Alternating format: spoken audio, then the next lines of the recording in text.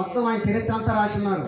ఇందాక మన వాళ్ళు చెప్పినట్టు ఆయన మొదటగా కాంగ్రెస్ వారి ఆనవాళ్ళతో మంచి సంబంధాలు ఉన్నాయి.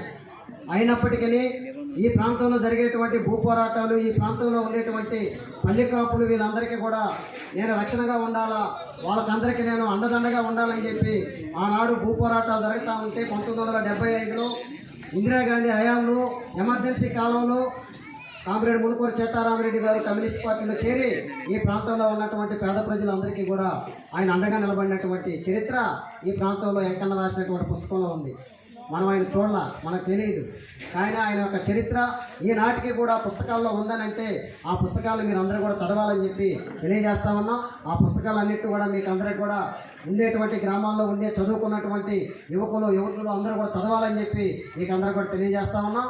ఈరోజు మన ఈ ప్రాంతంలో ఉన్నటువంటి 3 పల్లెపాలెం గ్రామ కాపురస్తులందరూ కూడా సీతారెడ్డి తోటలు అయితేనేమి, సోయిందమ్మపాలెం అయితేనేమి, మన ఇక్కడ ఉండేటువంటి కొత్తపాలెం పల్లి కాపులు అయితేనేమి మీరందరూ కూడా ఐక్యంగా ఉండి ఈ ప్రాంతంలో సీతారామరెడ్డి గారి యొక్క విగ్రహ ఆవిష్కరణని మీరందరూ కూడా విజయవంతం చేసి ఆయన విగ్రహాన్ని ఈ ప్రాంతంలో పెట్టినందుకు మీరందరూ కూడా ఆయన యొక్క విగ్రహానికి సంబంధించి ఆయన యొక్క జయంతి కార్యక్రమాలు కానీ, ఆయన యొక్క వర్ధంతి కార్యక్రమాలు కానీ ఎప్పుడైనా జరిపినప్పుడు ఆ శిలాఫలకంలో ఉన్నాయి కాబట్టి వాటన్నిటిని కూడా మీరు చూసి నిరంతరం కూడా ఈ యొక్క విగ్రహాన్ని మనందరం కూడా కాపాడుకోవాలని చెప్పి మీకు అందరూ కూడా తెలియజేస్తా ఉన్నాం.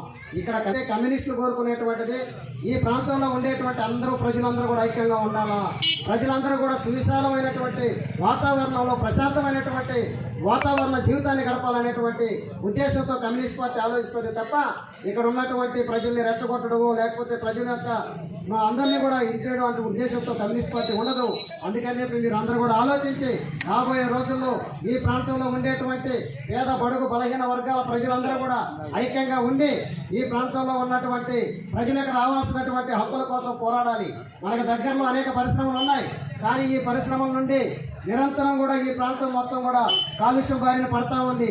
ఈ ప్రాంతంలో ఉండేటువంటి వ్యవసాయ భూములు పండే పరిస్థితి లేదు. ఈ ప్రాంతంలో ఉండేటువంటి వాళ్ళందరూ కూడా ఈరోజు రైతులుగా ఉండేటువంటి వాళ్ళు మొత్తం కార్మికులుగా మారిపోయినటువంటి పరిస్థితి. అందుకని చెప్పి ఇక్కడ ఈ ప్రాంతంలో పరిశ్రమలు వచ్చాయి, స్థానికంగా ఉండేటువంటి వాళ్ళకి ఉద్యోగ ఉపాధి అవకాశాలు లేవు.